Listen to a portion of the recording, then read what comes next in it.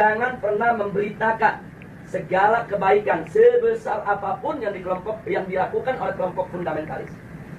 Yang berikutnya, setiap kesalahan sekecil apapun yang dilakukan oleh kelompok fundamentalis harus diviralkan, harus disebarluaskan, dan harus diulang-ulang. Nah, supaya itu melekat di hati masyarakat bahwa mereka adalah orang-orang yang tidak layak untuk diberikan tempat di kita punya negeri atau di negeri Islam. Nah, kemudian nggak sampai di situ. Kelompok fundamentalis yang manapun jangan pernah sebut mereka dengan rentetan gelar-gelar akademik mereka. Nggak boleh. Apakah itu gelar-gelar kehormatan di tengah masyarakat atau gelar akademik, profesor, doktor, dan lain sebagainya. Jangan. Cukup sebut namanya aja untuk mengopinikan di masyarakat bahwa kelompok fundamentalis itu kuper, bodoh, tidak berpendidikan, tidak punya gelar, nggak ngerti dunia akademik, dan seterusnya. Jadi cukup sebut nama mereka, tidak perlu diberikan embel-embel yang lainnya. Nah, kemudian nggak sampai di situ. Jadi masih banyak lagi yang mereka lakukan. Apa yang kita alami saat ini di kita punya negeri. Nah, bagaimana para habaib, para ulama kita, bagaimana tokoh-tokoh kita di Majelis Ulama Indonesia, yaitu mereka kecilkan, mereka lecehkan, mereka hina-hina. Bahkan mereka mencoba mencari kesalahan-kesalahan. Bahkan kalau nggak ada kesalahan, ya buatlah fitnah-fitnah yang bisa diterima oleh masyarakat tentang mereka. Dan ini akan mereka lakukan terus. Jadi artinya bagaimana cara menghabisi kelompok fundamentalis? Satu, kecilkan mereka. Dua, jauhkan mereka dari masyarakat. Kemudian ketiga, yaitu didik daripada para tokohnya. Kalau bisa dirangkul, dirangkul. Kalau nggak bisa dirangkul, dipukul. Bisa dipeluk, dipeluk. Nggak bisa dipeluk, digebuk. Nah, jadi ini yang mereka lakukan. Nah, baik, sekarang yang kedua. Lalu bagaimana dengan kelompok modernis? Kelompok modernis bagi mereka yaitu statusnya aman. Bagi mereka statusnya aman. Nah, aman, statusnya aman, sehingga perlu diberikan ruang. Diberikan ruang publik, diberikan ruang media, diberikan ruang dalam sistem pemerintahan, perlu didengar suaranya. Dan kalau ada dari mereka yaitu punya kesalahan, tutup itu kesalahan, jangan diviralkan. Kalau mereka melakukan kebaikan, sekecil apapun kebaikan, maka itu harus diviralkan dan harus disebarluaskan. Dan penyebutan nama mereka harus lengkap dengan segala macam rentetan gelarnya, gelar kehormatannya, dan seterusnya, dan seterusnya. Jadi posisi mereka dianggap aman. Nah, kemudian yang ketiga, kelompok liberalis. Kelompok ini mereka berikan status sangat aman. Nah, kenapa diberikan status sangat aman? Karena kelompok ini bukan hanya sekedar dianggap kawan, tapi sudah dianggap sebagai antek. Beda kawan dengan antek. Kalau modernis itu masih kawan barat, tapi kalau sudah liberalis itu antek barat. Nah, jadi mereka sudah tidak ada nilai kritis sama sekali. Nah, tapi justru kelompok ini yang mereka besarkan. Kelompok ini harus dibesarkan di seluruh negeri-negeri Islam. Jadi bagaimana caranya kelompok ini bisa berkembang? Berikan ruang, berikan finansial, berikan tempat, berikan kesempatan di media, di TV, di radio, di surat kabar, dan lain sebagainya. Kemudian pendapat-pendapat mereka viralkan, seolah-olah itu merupakan pendapat daripada masyarakat Islam internasional, dan seterusnya. Dan libatkan mereka, undang mereka, kalau ada konferensi-konferensi internasional di mana saja, untuk lebih memantapkan posisi mereka di tengah masyarakat. Dan kalau mereka punya kejelekan, sejelek apapun, sebesar apapun, yaitu supaya disembunyikan. Jadi jangan kaget kalau tokoh-tokoh liberal di Indonesia ada di antara mereka yang menghamili sekretarisnya, yang memperkosa pegawainya, tidak pernah muncul di media. Jadi semua harus ditutup, tidak boleh. Tapi kalau mereka melakukan kebaikan sekecil apapun, maka kebaikan itu harus terus, yaitu dieksplorasi untuk kemudian diviralkan, disebarluaskan ke mana-mana. Nah, ini maka itu disebut ini kelompok status sangat aman. Yang terakhir, yang tradisionalis, kelompok ini masih diberikan status waspada. Loh, kenapa dikatakan waspada? Sebab kelompok ini, walaupun mereka bukan fundamentalis, tapi memiliki 3 ciri yang sama dengan fundamentalis. Sehingga kelompok ini harus diwaspadai. Kalau kelompok ini tidak dijaga, maka nanti kelompok ini setiap saat bisa berubah menjadi fundamentalis. Nah, maka itu usul mereka, kelompok yang keempat ini dijaga. Nah, maksudnya dijaga bagaimana? Satu, jangan kasih mereka berdekatan dengan kelompok fundamentalis. Sebab kalau kelompok tradisionalis dengan kelompok fundamentalis duduk bareng satu meja, satu kursi, mereka diskusi, maka kelompok tradisionalis berpotensi besar untuk berubah menjadi fundamentalis. Karena perbedaan mereka cuma sedikit, perbedaan mereka cuma perbedaan definisi ta'rif ad-demokratiyah. Itu aja yang mereka berbeda. Tapi dalam soal dukungan terhadap tatbikus syariah, dukungan terhadap igamatul khilafah, dukungan terhadap sikap kritis terhadap barat, sama. Nggak ada beda antara fundamentalis dengan tradisionalis. Mereka hanya berbeda di dalam mendefinisikan demokrasi. Yang satu mendefinisikan ya demokrasi bertentangan dengan hukum Allah sehingga harus ditangkal sama sekali. Yang satu lagi melihat bahwa demokrasi itu hanya satu cara yang kalau dibawa ke dalam ajaran Islam dia bisa Islami, kalau tidak, kalau dikeluarkan dari ajaran Islam dia bisa bertentangan dengan ajaran Islam.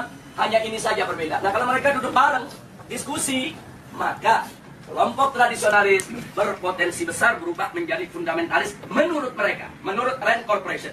Maka itu fundamentalis dan tradisionalis tidak boleh bersentuhan, harus dijauhkan, bahkan harus diadu domba. Nah ini yang terjadi di Indonesia saat ini. Bagaimana supaya dua kelompok ini diadu domba? Nah, kenapa ini yang harus diadu domba? Karena kelompok fundamentalis dan tradisionalis ini yang pengikutnya paling banyak. Kalau yang namanya modernis, kelompoknya tidak seberapa. Modernis dalam pengertian Rand Corporation. Apalagi liberalis. Enggak, mereka nggak seberapa. Mereka punya basis massa. Kita bicara basis massa akar rumput. Nah, yang memiliki basis massa akar rumput yang sangat kuat hanya kelompok fundamentalis dan kelompok tradisionalis. Maka itu kalau ini bersatu, ini akan menjadi satu kekuatan umat Islam yang maha dahsyat, yang bisa merontokkan kekuatan mereka, sehingga mereka akan melakukan berbagai macam upaya bagaimana dua kekuatan ini untuk tidak bersatu. Nah itulah sebabnya aksi 212 di mata mereka ini merupakan persatuan antara fundamentalis dan tradisionalis. Dan mereka sangat panik, mereka sangat kalap, karena yang masuk dalam aksi 212 itu dari semua elemen umat Islam. Apapun organisasinya, apapun partai politiknya, apapun mazhab pemikirannya, mereka datang, mereka tidak tanya Anda NU, Anda Muhammadiyah, Anda FPI, enggak. Mereka nggak nanya Anda P3, Anda PKS, Anda PKB, enggak. Mereka nggak nanya. Mereka nggak nanya mazhab, Anda Syafi'i, Anda Hambali, Anda enggak. Mereka nggak nanya Anda ini termasuk yang Aswaja, yang Wahabi, atau yang Salafi dan lain sebagainya. Enggak ada. Mereka hanya tahu Anda Muslim, saya Muslim, kita datang untuk bela Islam. Justru ini yang menakutkan musuh. Nah karena ini membuat mereka panik dan mereka kalah. Akhirnya semua tokoh-tokoh yang terlibat dalam aksi 212 mereka kriminalisasi. Sebagian ada yang dimakarisasi, sebagian ada yang diterorisasi, sebagian ada yang dikriminalisasi. Yang diterorisasi umpamanya Ustadz Bakhtiar Nasir, dikait-kaitkan gerakannya dengan ISIS, dengan sumbangan untuk teroris dan lain sebagainya. Ini namanya terorisasi. Nah, sedangkan makarisasi seperti Kiai Khattab, Muhammad Al-Khattab yang saat ini ditahan dan dipenjara. Nah, ini dikait-kaitkan dengan inilah gembong yang membuat makar, inilah yang ingin menggulingkan pemerintah dan lain sebagainya. Ini namanya makarisasi. Nah, sedangkan kriminalisasi, aneka ragam tindak yang dianggap pidana itu dinisbahkan kepada para aktivis kita. Nah, jadi sekali lagi bahwa langkah-langkah kriminalisasi, kemudian makarisasi, terorisasi, ini merupakan jalan yang mereka ambil saat ini untuk membuyarkan kesatuan daripada umat Islam. Maka itu saya minta kepada segala umat Islam, khususnya kepada thalabah yang ada di Madinah ini, khususnya secara istimewa adalah antum semua, baik mukimin maupun pekerja dan lain sebagainya. Yuk kita rapatkan barisan, dan yuk mari sama-sama kita aktif di dalam perang politik. Nah, jadi jangan pernah kita lalai. Jadi jangan lupa, ini handphone yang Anda pegang ini di zaman sekarang bisa menjadi senjata yang luar biasa. 3-4 tahun yang lalu, itu manakala gerakan kita digembosi oleh televisi mainstream yang ada di Indonesia, kita nggak berkutik. Digembosi koran, digembosi majalah, digembosi televisi, kita tidak berkutik. Kenapa? Karena saat itu media televisi adalah media yang paling kuat, adidaya, paling berkuasa untuk membentuk opini. Nah, sementara yang memiliki televisi itu hanya konglomerat. Nah, mereka yang punya uang banyak, karena operasional untuk sebuah televisi itu bisa ratusan miliar. Nah, jadi kita nggak berkutik. Jadi semua opini di kita punya negeri itu dibentuk oleh para konglomerat yang pemilik daripada televisi tersebut. Tapi alhamdulillah 3 tahun terakhir, nah ini ada perubahan terobosan teknologi yang luar biasa. Munculnya WA, Instagram, kemudian medsos yang lainnya. Ini membuat bahwa penguasaan opini tidak lagi didominasi oleh konglomerat. Bahkan masyarakat biasa cuma modal handphone, beli pulsa di Indonesia 5.000 perak, dia bisa bikin opini. Modal 5.000 perak, foto sana, foto sini, rekam sana, rekam sini. Mereka viralkan dari grup ke grup. Bahkan kadang-kadang banyak orang mendapatkan berita lebih dulu dari WA ketimbang dari TV. lebih dulu dari WA ketimbang dari radio, lebih dulu dari WA ketimbang dari majalah dan koran. Nah, ini luar biasa. Artinya apa? Dalam kondisi yang seperti ini, alhamdulillah umat Islam ini pandai menggunakan kesempatan. Jadi kita lihat secara tidak direncanakan, tidak ada rapatnya, tidak ada musyawarahnya, tidak ada pendaftarannya, tahu-tahu muncul Laskar Cyber Muslim. Netizennya nggak main-main itu, yang mendukung itu. Itu kalau ada satu akun menyerang Islam, itu bisa ada jutaan akun nyerang balik kepada persatuan. Jadi artinya ini kan nggak ada kan kantor Laskar Cyber Muslim, nggak ada. Nggak ada. Siapa pemimpinannya, ketua umum Laskar Cyber Muslim? Nggak ada. Ini muncul begitu aja di dunia media. Tapi jangan lupa, justru Laskar inilah yang berjasa besar dalam setiap aksi bela Islam yang ada di Indonesia. Jadi mereka yang memviralkan berita, mereka yang buat pertahanan opini, mereka yang bentuk opini. Kalau ada opini-opini buruk terhadap para ulama, para kiai, mereka yang memendung, mereka yang hantam balik, dan seterusnya dan seterusnya. Dan kekuatan mereka dahsyat. Dahsyat. Itu kalau dihitung daripada frekuensi yang ada di dalam medsos, itu kekuatan netizen yang ada di Laskar Cyber Muslim ini lebih dari 2 juta orang. Jadi nggak main-main, mereka bisa bentuk opini. Nah, ini yang mesti kita jaga, ini yang mesti kita satukan.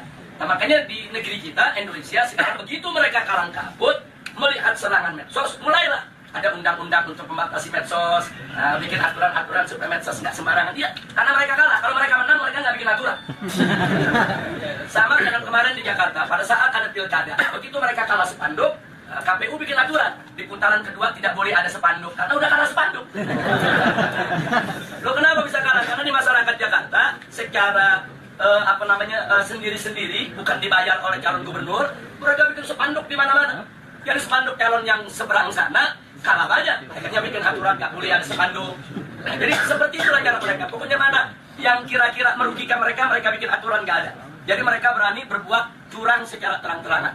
Jadi kalau pilkada pilpres sebelumnya ada serangan fajar, kemarin ini saya sebut bukan serangan fajar, tapi serangan barbar. Loh, kenapa saya sebut serangan barbar? Mereka nggak tanggung-tanggung nyerangnya pagi, siang, sore, malam, terang-terangan. Di Jakarta ada hujan sembako, banjir buit, luar biasa.